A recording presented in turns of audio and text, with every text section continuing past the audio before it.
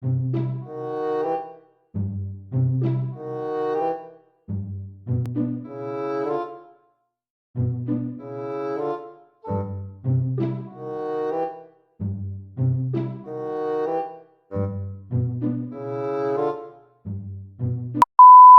interesa en los procesos de pensamiento para modificar los sentimientos y las acciones a través de una influencia sobre los patrones de pensamiento del sujeto.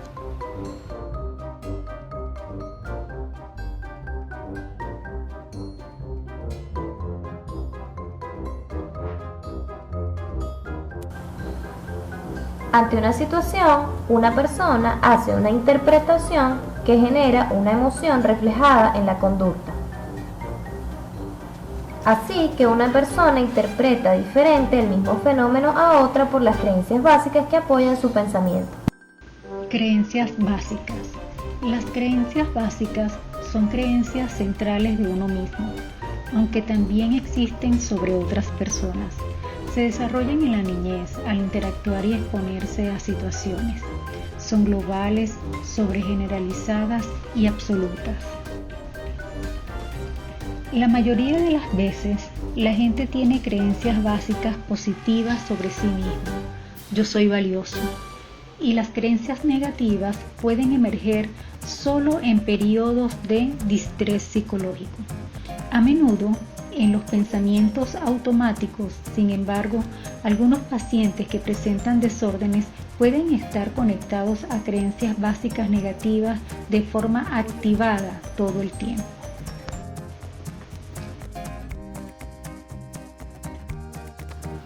Las creencias intermedias pueden ser calificadas como actitudes o reglas.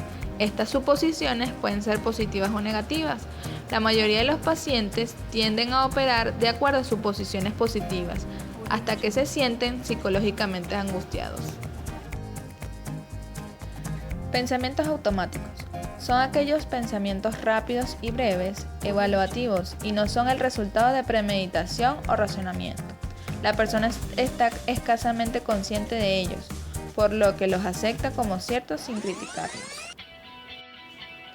Característica de los pensamientos automáticos. 1. Son mensajes específicos, discretos. Por ejemplo, un joven que temía ser rechazado se decía a sí mismo: ella no te quiere, te encuentra tonto. 2. A menudo los pensamientos automáticos parecen taquigrafiados, como compuestos por unas pocas y esenciales palabras o una imagen visual breve. Por ejemplo, una mujer que temía las alturas se imaginó durante medio segundo que el suelo se inclinaba y sintió como si cayera por la ventana. 3. Los pensamientos automáticos, no importa lo irracionales que sean, casi siempre son creídos. Ejemplo, un hombre que reaccionó con rabia por la muerte de su mejor amigo fue capaz de pensar por algún tiempo que la muerte le había llegado deliberadamente para castigarlo a él. 4. Los pensamientos automáticos se viven como espontáneos. Entran de golpe en la mente, engañosos, a veces determinan estereotipos o juicios que parecen verdaderos. 5. A menudo los pensamientos automáticos se expresan en términos de habría de, tendría que o debería. Por ejemplo, una viuda tuvo el siguiente pensamiento: deberías salir sola, no puedes agobiar a tus amigos. Cada vez que el pensamiento se infiltraba en su cabeza, se desesperaba. 6. Los pensamientos automáticos tienden a dramatizar. Estos pensamientos predicen catástrofes, ven peligros en todas partes y siempre suponen lo peor. 7. Los pensamientos automáticos son relativamente idiosincráticos. En el ejemplo inicial, en el que una mujer daba una bofetada a su compañero y salía del teatro, cada uno tuvo una respuesta diferente. Cada respuesta se basaba en una única forma de ver la situación estímulo y causaba una emoción diferente e intensa. 8. Los pensamientos automáticos son difíciles de desviar, puesto que son reflexivos y creíbles. Los pensamientos automáticos se entretejen inadvertidamente a través del flujo del diálogo interno. Parecen ir y venir con voluntad propia. 9. Los pensamientos automáticos son aprendidos. Desde la infancia la gente ha ido expresando aquello que piensa. Todas las personas han sido condicionadas por la familia, los amigos y los medios de información para interpretar los sucesos de cierta forma. El terapeuta enseña al paciente a identificar, evaluar y modificar sus pensamientos automáticos para producir alivio.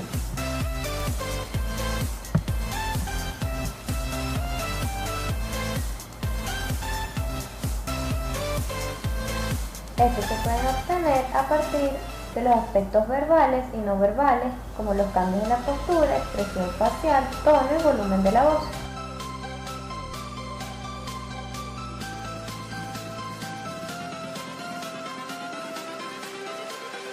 Everything changes.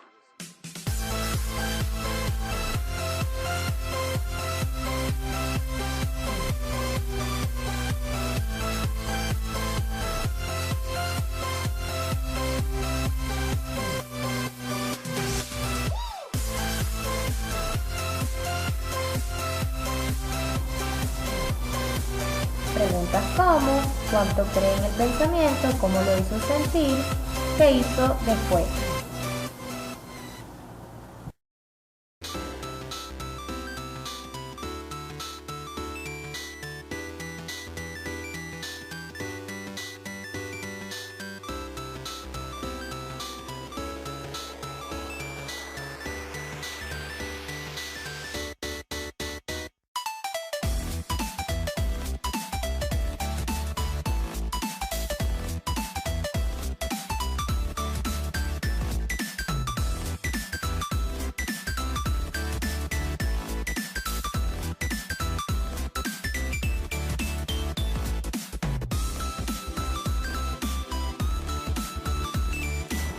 Hay un cuestionario que permite evaluar los pensamientos automáticos con preguntas como: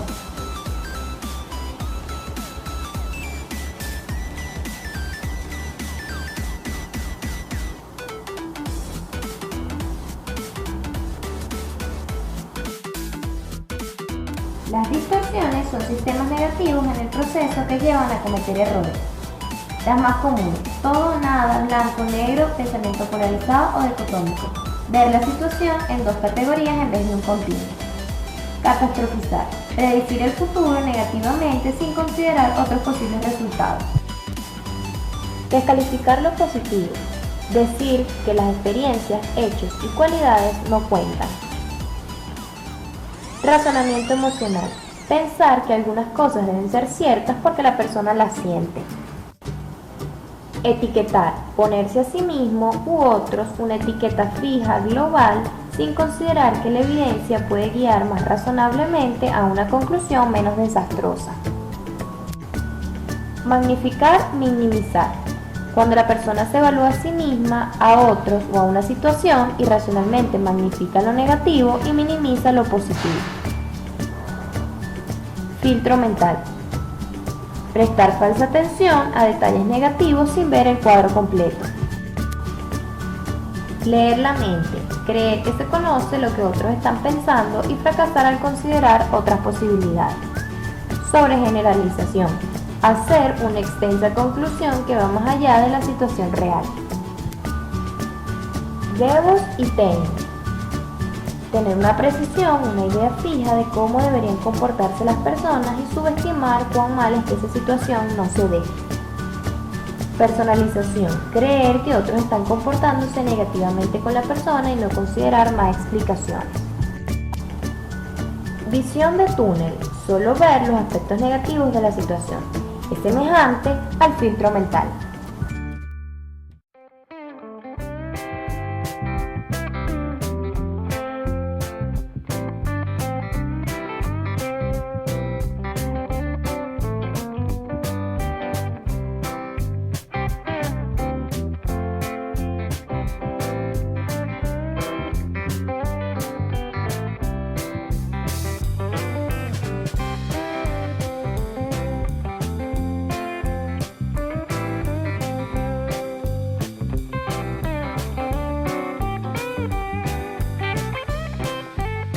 Conceptualización cognitiva. Generalmente se trabaja primero con pensamientos automáticos antes de entrar en las creencias problemáticas. No obstante, desde el inicio el terapeuta formula conceptualizaciones que lógicamente conectan a creencias a nivel profundo. El terapeuta debe empezar rellenando un diagrama de conceptualización cognitiva. Esto provee un mapa cognitivo de la psicopatología y ayuda a organizar la cantidad de datos. Aquí se representa la relación entre creencias básicas, creencias intermedias y pensamientos automáticos actuales. Luego se elabora una jerarquía de creencias y pensamientos automáticos, el cual contendrá las creencias básicas, ejemplo, soy un desválido, creencias intermedias como la actitud, las sugerencias y las reglas, clasificadas como actitudes o reglas. Estas suposiciones pueden ser positivas o negativas. La mayoría de los pacientes tienden a operar de acuerdo a suposiciones positivas, hasta que se sienten psicológicamente angustiados. Identificar creencias intermedias. ¿Cómo el terapeuta identifica las creencias intermedias? Lo hace de la siguiente manera. 1. Reconociendo cuando una creencia es expresada como un pensamiento automático. El paciente puede actualmente articular una creencia como un pensamiento automático, especialmente si es que está deprimido. 2. Proporcionando la primera parte de una suposición. El terapeuta podría elicitar una amplia suposición proporcionando la primera parte de ella, es decir, se proporciona la cláusula condicional sí de una asunción y se le solicita al paciente que la complete. 3. Directamente utilizando una regla o actitud. El terapeuta puede identificar una norma o una actitud explorando directamente. 4. Utilizando la técnica de la flecha descendiente. Primero, el terapeuta identifica un pensamiento automático clave, del cual él sospecha que puede ser el resultado de una creencia disfuncional. Luego, le pregunta al paciente el significado de esta percepción, asumiendo que el pensamiento automático fuera verdadero. Él continúa haciendo esto hasta que haya descubierto una o más creencias importantes, preguntando qué significa un pensamiento para el paciente. Normalmente él cita una creencia intermedia. Preguntando qué es lo que significa, el paciente normalmente descubre la creencia básica. 5. Examinando los pensamientos automáticos del paciente y buscando temas comunes. Esto quiere decir que se deben buscar temas en común en los pensamientos automáticos de cada paciente a través de las situaciones que ocurren. Luego, el terapeuta puede preguntarle a un paciente perspicaz si es que puede identificar un tema recurrente o él puede hipotetizar una creencia y preguntarle al paciente qué pensara sobre su validez. 6. Identificar las creencias preguntándole al paciente directamente. Algunos pacientes son capaces de articular sus creencias fácilmente, sin embargo, la idea es preguntar al paciente qué piensa acerca de sus creencias. 7. Revisando un cuestionamiento de creencias completado por el paciente. Un ejemplo es la escala de actitud disfuncional de Wiseman y Beck del año 1978. La revisión cuidadosa de ítems fuertemente apoyados pueden resaltar creencias problemáticas, y el uso de tales cuestionarios es un adjunto útil para la técnica descrita.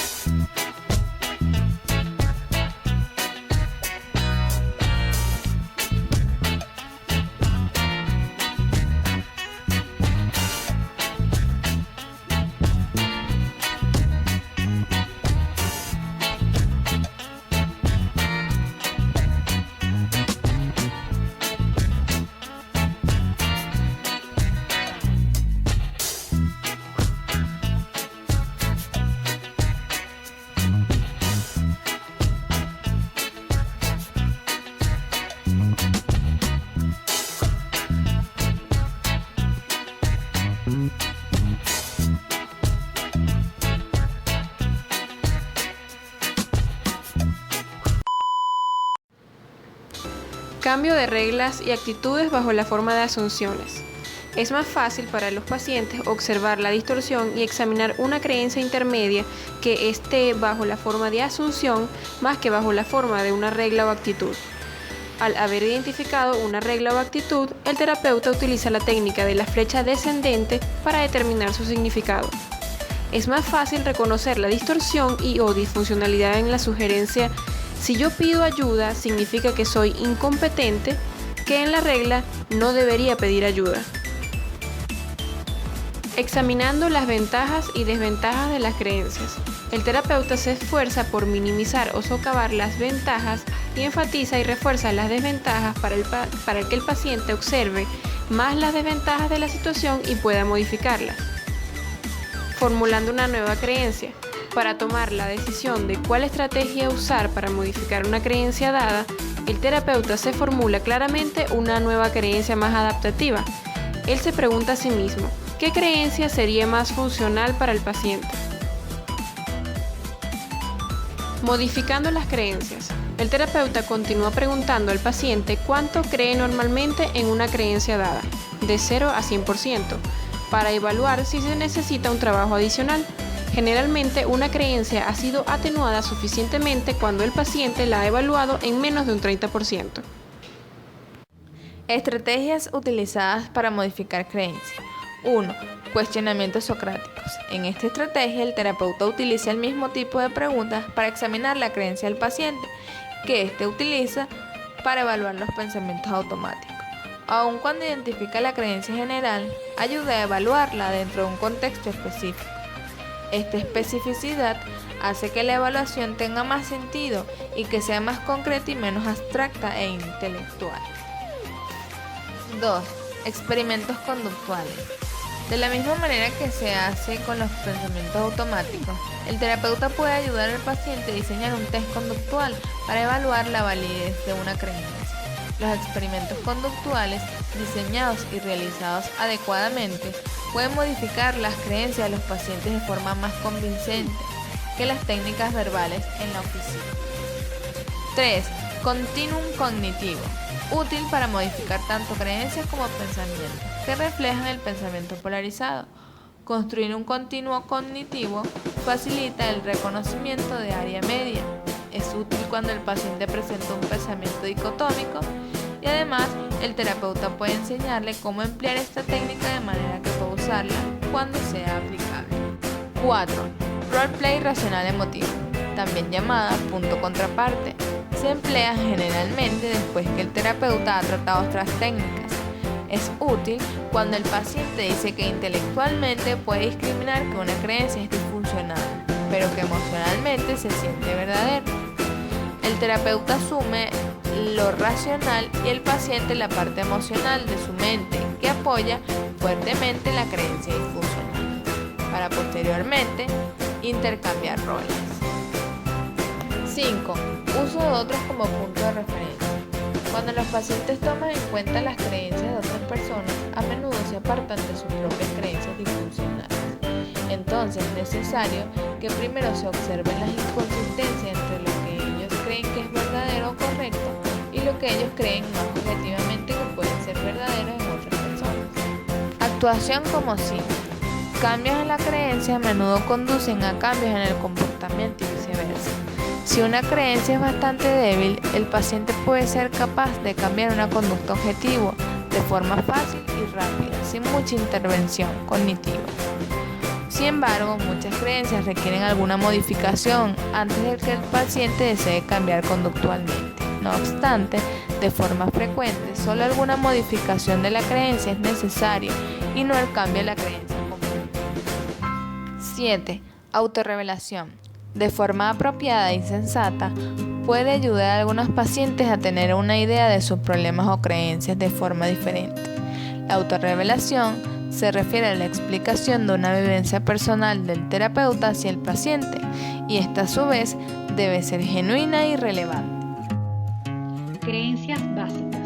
Son creencias centrales de uno mismo, aunque también existen sobre otras personas. Se desarrollan en la niñez al interactuar y exponerse a situaciones. Son globales, sobregeneralizadas y absolutas. La mayoría de las veces, la gente tiene creencias básicas positivas sobre sí mismo. Yo soy valioso. Y las creencias negativas pueden emerger solo en periodos de distrés psicológico, a menudo en los pensamientos automáticos. Sin embargo, algunos pacientes que presentan desórdenes pueden estar conectados a creencias básicas negativas de forma activada todo el tiempo. Las creencias negativas básicas desembocan en dos categorías, aquellas asociadas con indeseable y otras asociadas con desválido. En algunos casos se presentan las creencias en ambas categorías. Ejemplo de creencias básicas de desválido: soy incapaz, soy ineficaz, estoy fuera de control, soy débil, etc. Ejemplo de creencias básicas de indeseable: soy repugnante, soy distinto, soy indeseable, soy feo, estoy desamparado, etc. Se tienen creencias básicas sobre uno mismo y sobre los demás, las cuales no se encuentran totalmente articuladas hasta que el terapeuta comienza a indagar con estrategias como la flecha descendente, explorando desde los pensamientos automáticos, pasando por las creencias intermedias hasta llegar a las creencias básicas. Mecanismo. Cuando la creencia básica se activa, el paciente procesa información que la apoya y al mismo tiempo no reconoce o distorsiona la información que es contraria a la creencia básica. Ejemplo, cuando Juan se deprimía, pensaba: hacerlo bien no significa que sea capaz, simplemente es fácil para mí. Sacar 10 en una prueba de literatura demuestra cuán incapaz soy. En terapia, el terapeuta formula una conceptualización sobre la creencia y la comparte como una hipótesis, preguntándole al paciente si le suena verdadera. Sin embargo, se debe decidir cuándo, cómo y cuánto de esa conceptualización se puede compartir con el paciente, dependiendo de cuán fuerte sea la base terapéutica, cuán fuerte es la creencia, cuán activadas están sus creencias básicas en la sesión, cuánta intuición haya tenido el paciente, cuán concreto es su pensamiento, etc. Asimismo, se debe seleccionar cuándo y cómo tratará de modificar la creencia básica.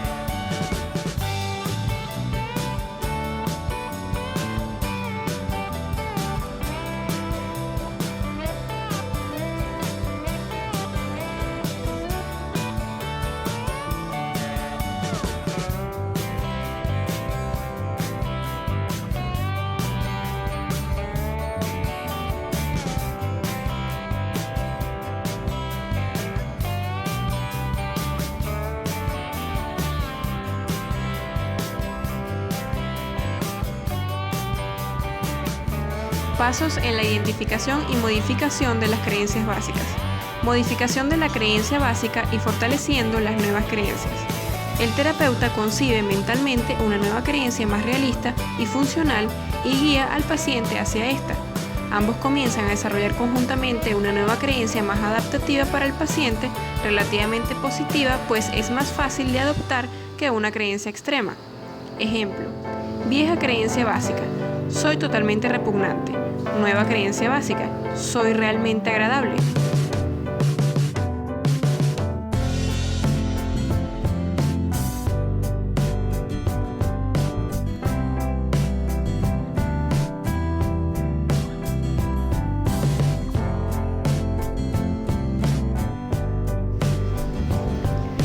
Registro de creencias básicas.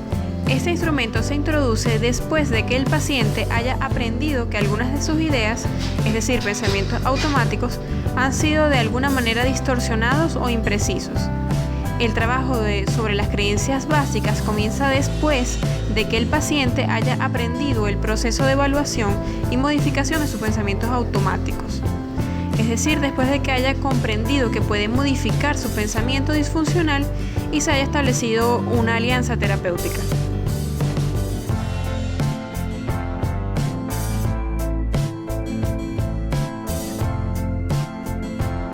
Contrastes extremos.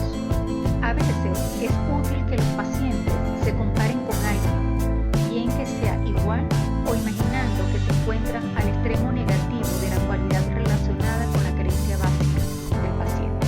El terapeuta sugiere que el paciente se imagine a alguien con el mismo marco de referencia. Ejemplo: